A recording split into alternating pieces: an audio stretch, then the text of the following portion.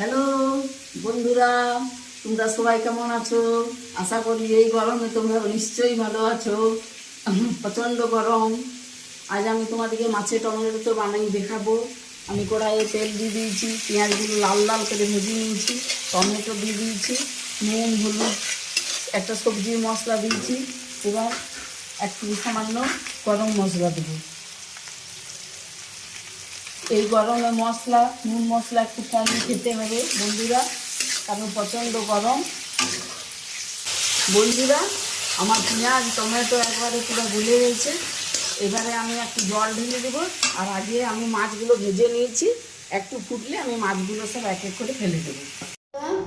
আমার খাবার থালি রেডি। এই যে আমি ভাত বানিয়েছি, কুমড়োর তরকারি, ভেন্ডি ভাতে, মাছের ডিমের বড়া, সোয়াবিন আলুর তরকারি আর মাছের টমেটোতে শেষ পাতে আম।